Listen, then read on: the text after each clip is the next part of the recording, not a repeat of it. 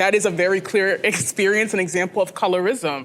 Like, it is real, it happens. When like, you're I think lighter, yeah, people treat you differently. Like, that's what I think this conversation really needs to center on. Why is it societally that being lighter skinned has very clear material advantages?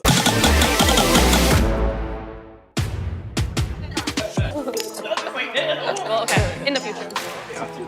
Oh, far. A lot of pink today. Hello, everyone. I want to thank you for joining us today. My name is Alexis Johnson. I'm a correspondent with Vice News, and I'll also be acting as our moderator for today's panel. We first want to put out the disclaimer that, we've done our best to get you all here today of different ethnicities, different shades, different skin tones to talk about this topic, but we realize we can't represent everybody in this discussion, okay?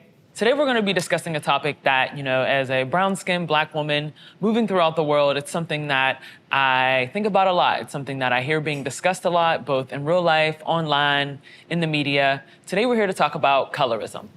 What is colorism, and how do you define it? Hi, my name is Koa, and I identify as biracial. I think about colorism as a distinct hierarchy that is anchored in a proximity to whiteness. Interesting. I think colorism is internalized racism. I'm Kelvin West, and I am an American. Okay. Hi, my name is Maya. I use they, them pronouns, and I'm Black. So I actually think that colorism existed before racism, and the fact that historically, for example, if you look at Europe or Asia, like serfs, peasants, people who were in the lower classes had to work and toil in the sun, and those who were royalty or aristocrats or whatever tend to be lighter skinned, and so there has historically been a privileging of lighter skin over darker skinned individuals. But I think that with the onset of global white supremacy fueled by European colonialism, 1492 onward, it was then absorbed into racism. Yeah, I completely agree as well. I identify as Iranian. As someone who's from like an Asian country that wasn't technically colonized, we even have colorism and that idea even without people coming in and telling us that. So it's almost like a preconceived idea that's in our heads. I'm a mixed race Puerto Rican, and in the Latina community, you can understand it very much as a caste system where there is no shame to address darker skinned people by slurs. Okay. There are personal consequences for colorism. There are also systemic consequences, and colorism has implications for public health, beauty, and all sorts of things in society. Okay.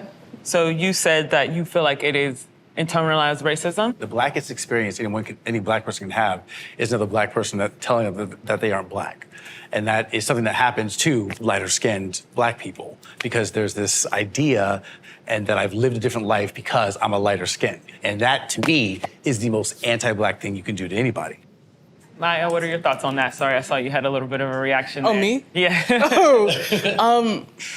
So I think often when lighter-skinned people talk about experiencing bias from darker-skinned people, I think that my first thought is just like, remember that colorism is an ism. And like when something has that ISM, it means institutional power plus prejudice. Darker-skinned people as a class of people do not have the ability, the institutional power to, for example, put you in prison for longer sentences because of being lighter skinned or, having less access to employment. There's actual statistics where like a darker-skinned person with a master's degree usually has less employment opportunities or is less employable than a lighter-skinned person who has a bachelor's. And it's not to say that like bullying is like, I know that hurts. Like it's like personal sentiment. I know that actually feels bad. But I think that it's important to remember when we're talking about whether racism or colorism or anything that's an ism, that there's an element of institutional power that is added on to the prejudice. I do feel like when darker-skinned people express their frustration to lighter-skinned people that their lives might be different, harder, I think you sort of have to acknowledge your privilege, or else it's very ignorant. Even though we're both Black. What specifically does that mean? Like, I've had experiences in my life that have not been great, and I can assume that it's because of the color of my skin, right? We talk about these ideologies, right, which I think we get lost in sometimes, and we have to just bring it back to reality of like, well, let's talk about your situation for a second. How has it affected you specifically? And the answers that you get are, I didn't get an apartment, I didn't get a job, I didn't get that promotion, which happens to everybody, right? They can always talk about somebody else and what's happened in history, but they can't talk about their own lived experiences. And that's important. I have know. plenty lived experiences. I mean, we could go from like, for me, I'm in the beauty industry, the beauty world, so I get invited to influencer events, and if I look around and I'm the darkest Black person, there's still a problem there. You know what I mean? That's a perfect example of that. And you might not realize it, but white people, lighter skinned people, they might be more willing to approach you because you are of lighter skin. That's another personal thing that, have you realized that? Yes, I can acknowledge that may be the thing. Here's the other thing that happens. The other side of that, the other perspective on that is that I've done a lot of things in the acting world. I've missed roles because I'm not dark enough.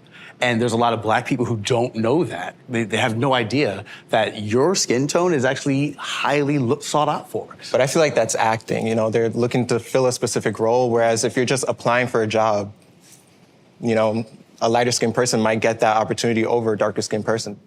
I get so many personal testimonials from young dark-skinned Black girls who are very detailed about how colorism affects their life. So obviously colorism is a systemic issue, but I think an important part of it is the personal battle like young Black girls endure. These girls are being bullied. Some are as young as 14, 13 years old, having really like mental health crises in middle school. Like, there's also so much research about how colorism shows up like systemically. Like, there's research on public health and the different health outcomes darker skinned Black people have as opposed to lighter skinned Black people. And there's one about pulse oximeters like being used during COVID and how the devices have a harder time registering darker skin. And you can imagine the implications for that. And we know that the Black community has been disproportionately affected by COVID in terms of like deaths. I don't think that evidence can be divorced from the anecdotes, you know, because the anecdotes just supplement that evidence. They help put that evidence into context. And I'm so like fascinated by like the growing like scholarship around colorism, because I think it's about time people treat colorism with the same seriousness they treat racism. Lamar, what are your thoughts? When you come with statistics like that, that's the kind of supporting arguments that we need, as opposed to kind of moving away from the anecdotal, in my opinion, right? Because we're talking about something so big and so huge that affects everyone who is alive. I'm in the middle, you know, colorism exists for sure.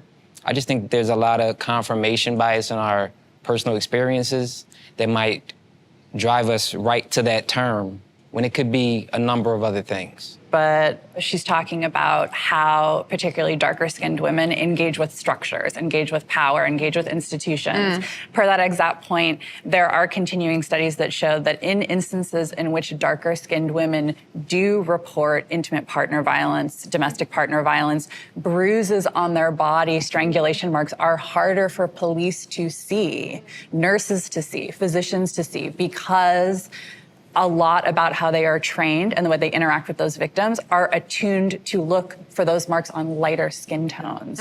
And so that also impacts a lot in terms of who is seen as the victim, who gets resources, who gets proper medical attention. A lighter skinned woman who presents like I do, who walks in with something that reads very clean cut, is likely to get more attention in an already deeply misogynistic and racist and sexist body than a woman who is much darker than I am. So they seem to have presented a lot of evidence and studies. Are you changing your mind at all? As well as self-lived testimony, as well as anecdotal evidence. It goes back to how you feel about yourself. I feel like it sounds like you're saying racism is like a choice almost. How you respond to racism is, absolutely. And I know that that's uncomfortable, and I love it. This is my wheelhouse, trust me. How you respond to racism is a choice. I'm hearing, particularly on this side of the room, this idea that you can make an individual choice outside of the context of history, culture, politics, structures. I don't believe that personally. I think when anybody buys a certain product, styles themselves a certain way, decides to not style themselves a certain way, read a certain book, use certain words in a job interview, approach a politician, I think all of that is informed by history literally all of the time. Yeah. We don't want to talk about anybody's individual experiences of it unless it's an experience that is affected by colorism in the way that you guys are comfortable with it. Colorism also happens on the other end. When I talk about the internalized racism and how lighter skinned voices, they don't get heard, they don't get pushed out there within the Black community, that I get eye rolls, I get, people, there's a reaction to that is very negative and not welcoming. And I'm not in the business of denying people their lived experiences, like who am I? But I think we can also acknowledge that those things happen. Like lighter skinned people have like certain experiences where they feel invalidated because of their complexion. And we can also... Can you acknowledge that colorism affects lighter skinned people? There's no such thing as reverse colorism. Same way there's no such thing as reverse racism, reverse sexism, any reverse ism. That's what I believe. Okay, that's your opinion. I respect it. That's I your opinion. agree in the sense that the experiences you're talking about that circulate around like all this coded language of like you're not actually Black or you're not Black enough or like quantifying. Which also happens with white people. I just didn't want to finish let that. speaking. Yeah, I'm sorry. I just want to add to your point. Go ahead. I have experienced versions of that myself, and I do not consider that to be colorism. Colorism is distinctly about a system and resources and visibility and autonomy within those systems. Like, to add on what she said, like, about the whole bullying and things, like, that actually does happen. Like, I've been bullied just for, well, I consider myself as brown skin, but back then I was, like, really dark skin, and I did lighten up, like, probably 2 shades, maybe 3 shades because of it. Can you tell me why you started to bleach your skin? It's like you growing up in school, you have mainly guys making fun of your skin color and calling you charcoal, calling you dark. So growing up, you just start to feel like, oh, okay, no one likes me because of my skin color. Like, okay, I see. So that kind of does something to your head, you feel me? And also we have social media. They do praise lighter skinned women, Latinas, whatever, pale skinned women. So that kind of makes you feel like you're not desired, you feel me? So, and that's why I started bleaching my skin. That's why I started skin lightening because of it, And people that do buy my stuff, like, they do tell me that it's helping them feel more confident. And I know it's kind of sad, but it's like, that's the society we live in now. So when you say when people buy your stuff, can you talk about your business and what it is that you sell? I sell skin bleaching cream. Pretty controversial, I know, but I do have negative comments. People saying you hate yourself, you wish you were white, this and that, you're a follower, like, just a lot of stuff, but I don't really listen to it. I really don't care. I guess how society sees dark women, like we're basically the losing team. Like, who wants to be on the losing team? I felt like lighter skinned women, they were more desired and they get away with more and they have more privileges than I did. And also, I also thought that, personally, I looked prettier lighter. And for me, I honestly I don't think it's a big deal because I feel like people want to be darker and people want to be lighter. So I don't see why it's such a taboo. I'm not ashamed of it because I kind of see the hypocrisy in it. Being a lighter person, I do experience a tremendous amount of privilege, and I'm not denying that of you at all. I think what upset me about the skin bleaching is that a lot of mothers do it to their daughters, and from my own experience, sometimes your parents do it to you and you don't have the consent of the child, or someone like me could end up much lighter than I was in my childhood and kind of have an identity issue, and it's just, for me, it's a matter of consent. And also, I feel like you have to ask yourself, what's the goal? The goal is to end colorism, racism. I feel like you changing your skin tone is just feeding into the cycle. And also, I think making money off of that is very kind of shady. And some people just personally feel like they look better lighter, just like some people feel like they look better with makeup on. Why not you just tell everybody, love your natural skin, you don't need makeup. Not being systemically oppressed from not wearing makeup, though. whereas someone with darker skin might experience systemic racism. It's hypocrisy, though. It That's what I'm is. trying It's to absolutely say. hypocrisy. And that's not It's fair. hypocrisy. And I also don't think we can just ignore that there's such a terrible history of racism and colorism, and that's why it's a bigger deal to people when people are bleaching their skin versus when people are putting on makeup and yeah. I think for me, when it comes to skin bleaching, I'm a lot less interested in the personal experience and more just like, why is this a multi-billion-dollar industry? Like, Bingo.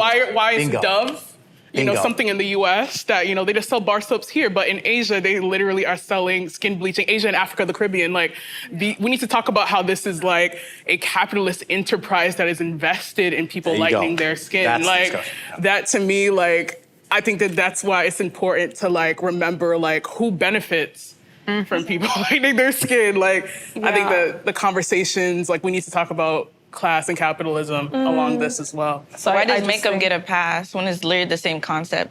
You're internalizing the idea that being lighter skinned is prettier, and I get why. Like, obviously, like I'm very privy to the societal pressures that would drive one to skin bleach, so I'm not trying to judge, but But you are, though. You are, though. But you are. And we just have to own that. Let's just own it. I don't know how I'm judging. I literally acknowledge that.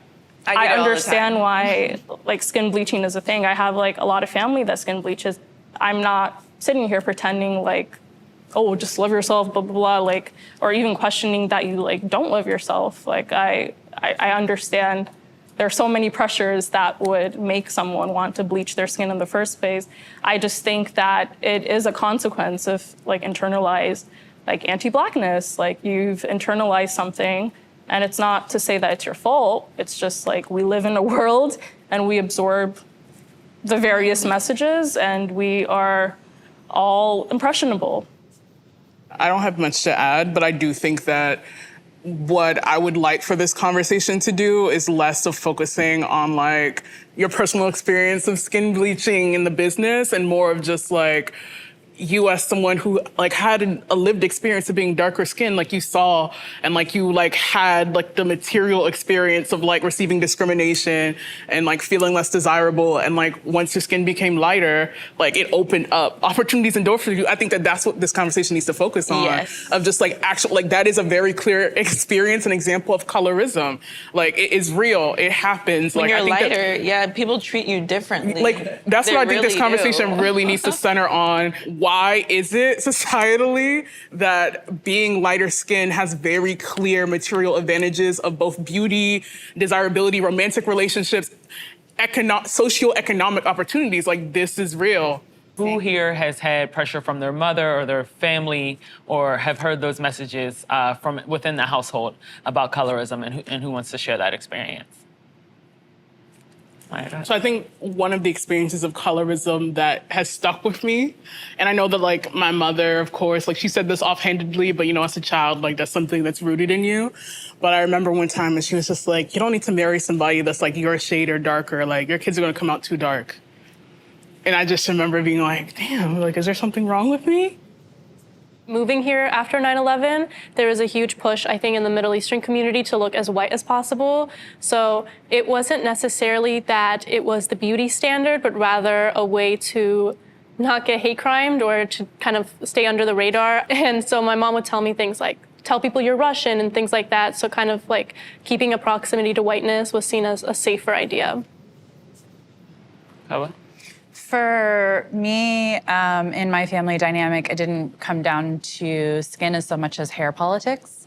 So my hair, when I was a child, was very thick and straight, like a tapestry of hair. And then it got curly with puberty. And as my hair got curly, my mom, without discussion, stepped in with the executive decision that we would be straightening my hair.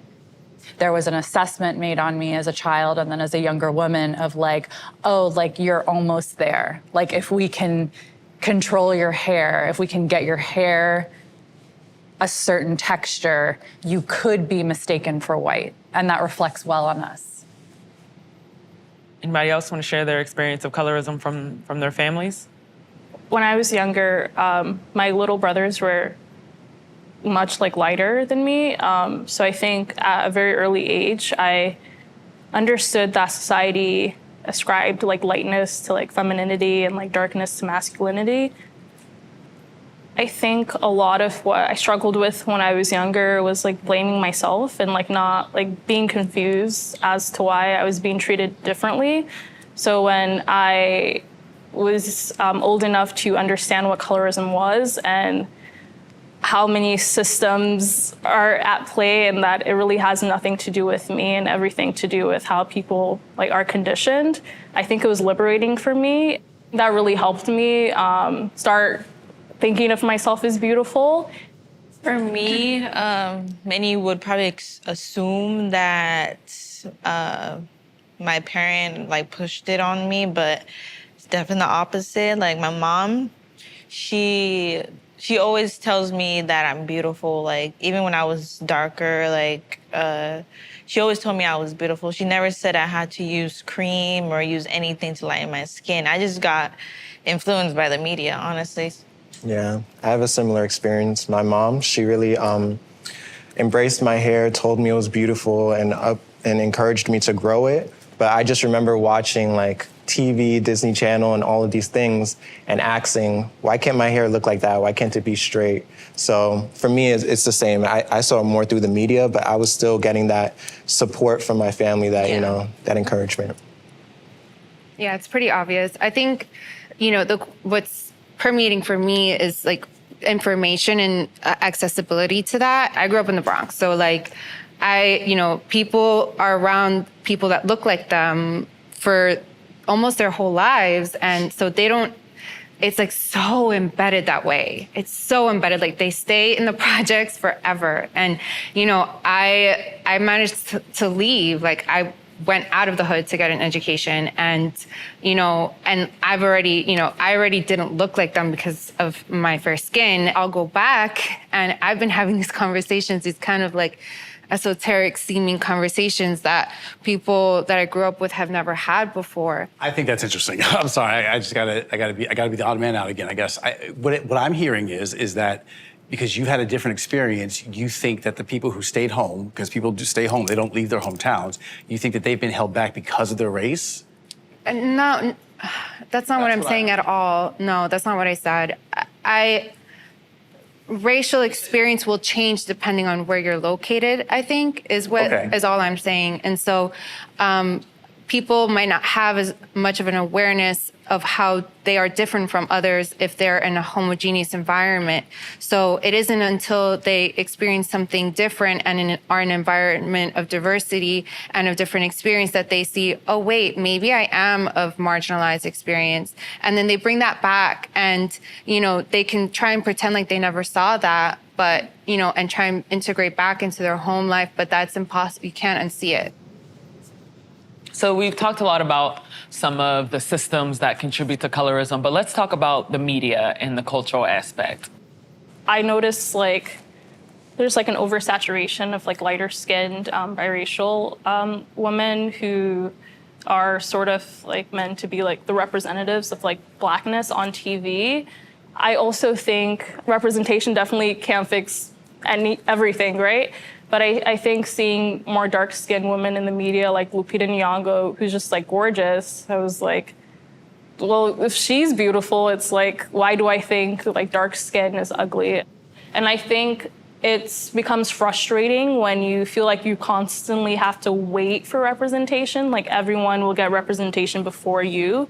And even when we are presented, we're presented as ghetto and loud and like we're not meant to be in a relationship. Like we always like stress our partner out. We're annoying. Like we complain a lot, and it just sucks. Like I was saying, like it does do something to your head. And I personally feel like Black women are at the bottom of the barrel. Like nobody wants Black women. Like nobody desires Black women. They basically think we're trash.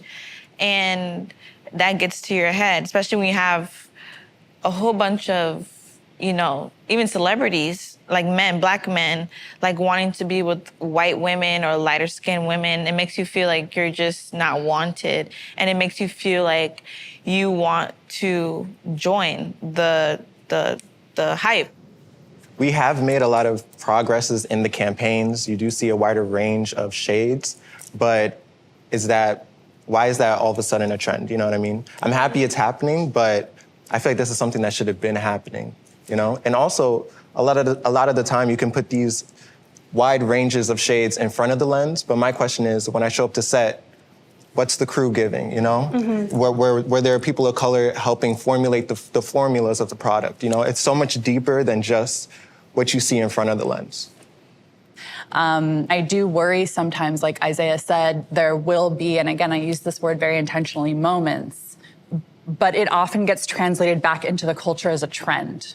Trends are not lasting, trends are not legislation, trends are not resources, trends are not restructuring of ideas and resources. Let's bring it back to social media for a second. What do you think first when you hear the word cultural appropriation? Cultural appropriation to me is not braids that are being stolen or something, or things that are, you know, people. If somebody can do braids and they want to do braids, they can do braids. That's not cultural appropriation to me. It might be cultural appreciation, and I think that that's something that is looked over a lot. I think that cultural appropriation comes in place where, like political parties will use struggles of Black people to get laws passed or something like that. That to me is cultural appropriation. When it comes to cultural appropriation, the reason why, for example, indigenous peoples of the Americas don't want you wearing a headdress is because what has happened for the last 500 years, like literally acts of genocide, being put in boarding schools, like literally being killed and discriminated against and experiencing real harm for like being able to wear their cultural traditions. We're talking about the Black hair textures discrimination legally because it happens, because there are like, for example, schools, like workplaces, like various forms of employment that say that like you as a Black person having this Black hairstyle will not be accepted. Like, we're not okay with that. And so when I see a white girl wear Fulani braids or type of braids, whatever type of braids, I'm just like, you're never gonna experience in the way that like a Black person is for wearing their own cultural traditions, like real like socioeconomic discrimination. Like, I don't know. I just think that I'm over it. I kind of wanted to touch on like the idea of cultural appreciation. And for me, I do love when people take certain aspects of my culture and when they credit it to mine.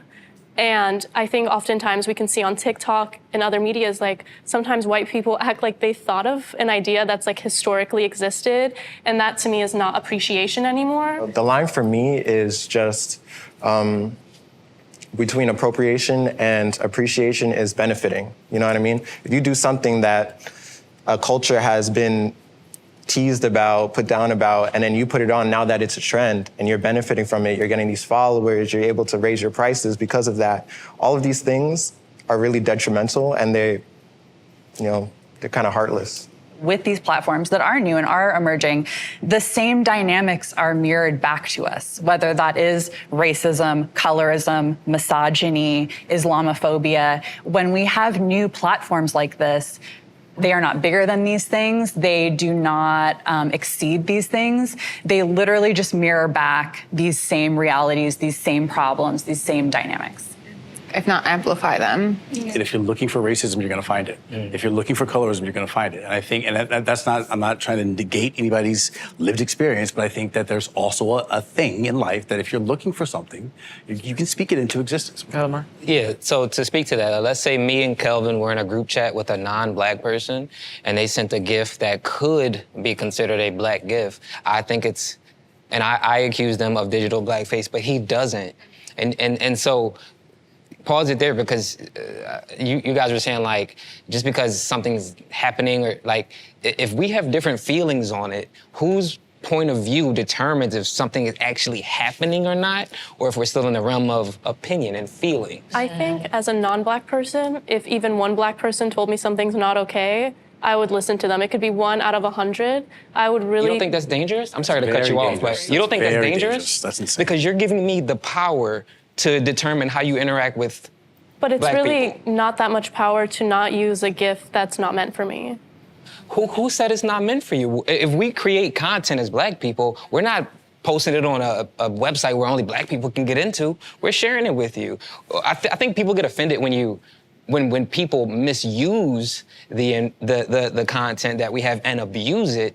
But I can't tell you what GIF. I mean, if it has the N-word in it real big, I'm gonna take offense to that. But you already knew that. You already knew that. But if it's like a niche, popular black person who does comedy and you post their GIF, I'm not gonna say, well, hey, slow down. Like I don't have that kind of power to tell someone that, and it's dangerous. I feel like you're like devaluing people's like feelings. You know what I mean? It might not offend you, but let's say you're in a group chat and it bothered him. Why can't you just acknowledge that it bothers him and not you? You know what I mean? Some people have different feelings on different things. Well, but here's the thing: simply disagreeing does not mean I'm not acknowledging your feelings. Okay. We can disagree because I'm sorry. I'll just finish real quick. Yeah. But you're saying that the event she shouldn't of say visual it's blackface is determined by the viewer. I think in general, like GIFs, like reaction memes, there's a sort of like flattening of people because it's like we only know that person in that context to make us laugh. But I think with like digital blackface or whatever you want to call it, there's the added like aspect of like historically black people being used as like comedic relief. Like whether if you think back to like actual blackface shows and like white people painting themselves like pitch black and like doing things that they think will make other people laugh, like different like black stereotypes. So I definitely think like there's an aspect to that. Destiny, how about you? How social media affected your view of colorism? Like with social media, light-skinned people are important and they're pretty and this and that. And that's the same thing I want to feel. So, and there's a lot of benefits that come along with it, and I want the same benefits. And I'm be honest, I want the same benefits. Like I don't care. How do you feel hearing that, Maya? Interesting, you asked me. First thing that came to mind was thinking about Lil' Kim and how like so many people in 2022 be like, oh, you look so good when you were darker skinned. I'm just like, but y'all treating her like shit. Sorry for cussing, but it's the truth. Like she literally said like, all the people I was dating would leave me for white European girls. Like y'all like talked about my nose, you talked about my featurism, and just she wanted an easier life. So I'm just like, I think about like, why are there so many material benefits to being lighter? Also, how do we make a world where darker skinned people don't have to do this, like don't have to? Like, I think that I'm interested in creating a world or like moving towards a world where we don't have like these very clear, like straight up pigmentocracy, like straight up like hierarchies of shade that are like rooted in anti-blackness, that like are influenced by white supremacy, all of these things like that are interconnected with one another. I really feel like it's never gonna change. Like, we want it to change. I want it to we change. hope that it'll change, but is it really gonna change? I really don't think so. What do you define as change? Like change as like You want people to... it's fair game for also dark-skinned people. Like we all are on an equal level, and I feel like that's never going to happen. Let's talk about dating for a second. And has colorism affected your dating life, made it easier or harder? I think often people push aside the conversations about like romantic relationships for darker skinned people and how limited and how isolating it feels to be darker skinned and experience people ridiculing you or saying purely like, I'm not interested in any darker skinned person, even though there's millions upon millions of people in this world who are dark. Like, making clearly those preferences. I think that we also need to like really, really sit and think about like, what does it mean or like to feel like you're going through an entire life without experiencing like the romantic care that, because we live under capitalism, often the care and like just feelings of love that we receive are regulated to romantic or familial relationships. I think that this is larger than just colorism. Like, what does it mean to not receive care because of how you look? I can't go inside the head of every woman that I've ever encountered and determine if my color mattered or not. And even if they said it, it might not mean anything. It might not be true. So it sounds like it hasn't affected, colorism specifically hasn't affected your dating life. I can't say definitively because is there anybody who can say colorism has it affected their dating? Go ahead.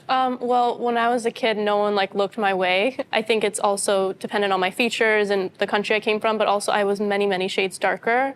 And as I got older, I was more, I could say, palatable to the white man. The people that might come up to me at a bar feel more comfortable coming up to me rather than someone who might be a darker Middle Eastern person, and I've been told things like, oh, you're Middle Eastern? I thought you were white. Like, you're so pretty for Middle Eastern. And it's like, what? Like, that's such an odd thing to say to someone, but I have gotten that many times in my life when my skin tone changed. So for me, it's reverse. In the gay world, it's different. White boys want the BBD. You know you know what I'm trying to say, and that's just a true phenomenon that we navigate. In that, if you're light skinned in the gay world, you're not sought after like you are as a darker male. You're not sought after from white men from or white from men like other that. black men. Absolutely, because that's just they want the darker to bury the sweeter juice. Like that's what's sought after in the gay world, and that's specifically with white men. I haven't. How do we feel when people talk about preferences? Somebody might say, I don't have anything against darker skinned women. I just prefer light skinned women. I just prefer to date them. Like, I just really implore people to interrogate why they have certain preferences. Like, we don't live in the vacuum. We're all interacting with the forces at play all of the time. So we don't come and arrive to our preferences independent of racism and featureism and fat phobia and texturism.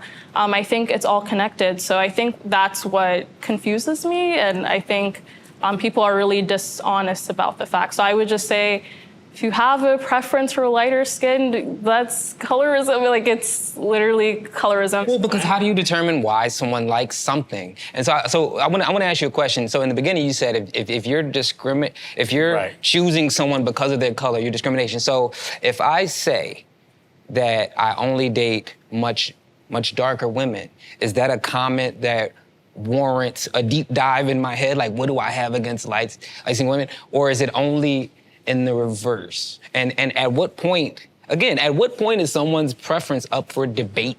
If you have a preference for lighter-skinned women, and we're all agreeing, I think, that colorism exists, I don't understand how you could arrive to that preference independent of colorism, the system. I think more people prefer lighter-skinned women than darker-skinned women, and I don't think that's a coincidence. Who you date says a lot about who you will advocate for, who you trust, who you believe deserves support, who you're willing to show up for. This is why I said desirability politics, because it is political.